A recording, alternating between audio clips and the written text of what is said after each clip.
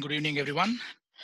This is Vinod from Excel Snippet, and we are watching our Excel exam series 5.0, and this is the third topic in Manage Worksheets and Workbook.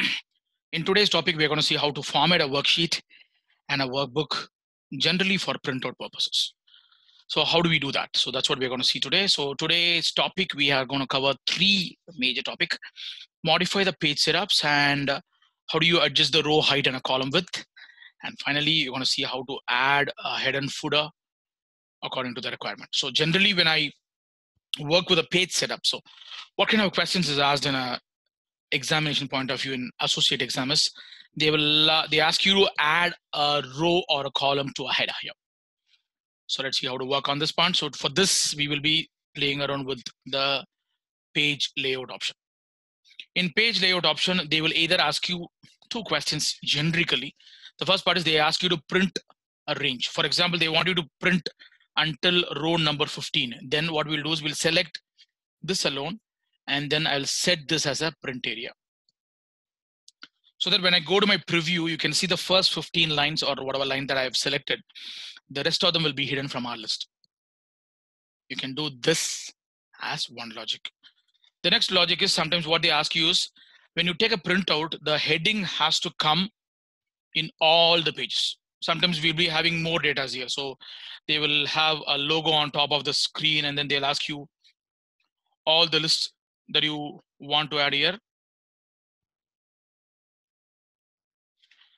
List. So I'm going to just come down here. I'm going to just add a small, let's say, let me add a picture here. So insert, and then add a picture of some logos here. Let me add our iSelf Academy logos, and I'll show you how it's going to work for us.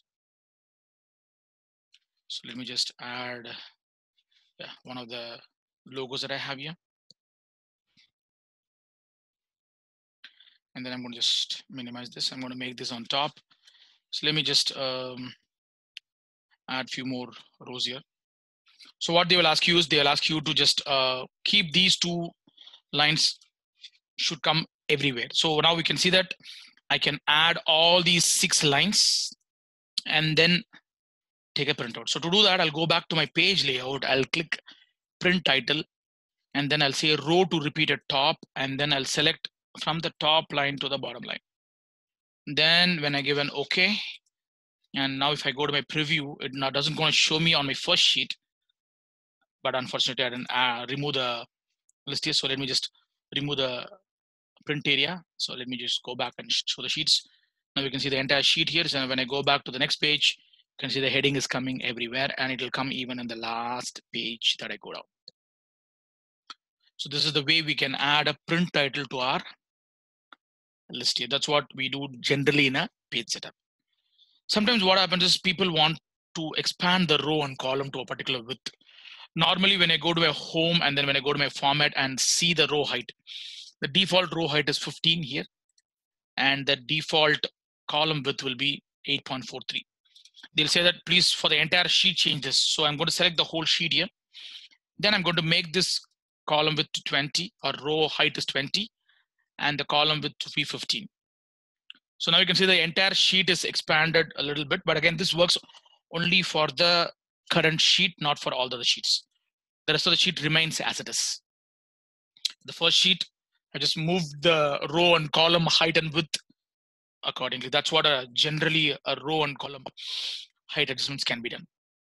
So now I want a customization of header and footer. So if you want to do this, go to the insert tab and you have header and footer here. So when I go to the header and footer, you can see that there'll be a separate tab will come here.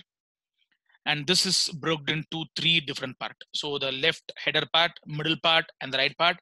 And you can insert the headers using this list. You can add a page number from what to what, and then you can customize the header and footer. Again, you can say that confidentiality. They will ask any one of them here.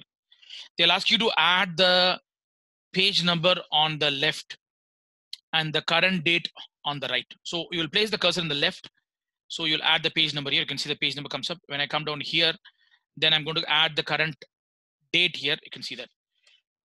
Now they'll ask you to add the sheet name in the footer. So I'll say go to footer. And in the center, they'll ask you to add a sheet name. So I can add a sheet name here. So when I click this out, and you can see that it automatically gives you the list here. It says 1 and then the date of the list, and at the bottom you can see that it gives you the customized list here. So now I'm in the header and footer field. So when I come back to this point, and I can just come out of this list with these. So I'll leave it as it is once I selected this. If you want to bring it to a normality, then come back to the view and then change it to a normal view. So now we can see the normal view, you won't see anything. When you go for printout, you can see the number, date at the bottom. You can see that coming in this list. So this is how we will be playing around with our header and footer. Again, you have to activate the header and footer. Just go back to the insert, click the header and footer, then do all the required component that is required here. This is the way we deal with the header and footer. So hope we have learned the third logic also. And this is Vinod signing out from Excel Snippet. Video number 3 on manage worksheets and workbook. Format of worksheets and workbook is done. Thank you so much for watching. Have a great day ahead. Thank you.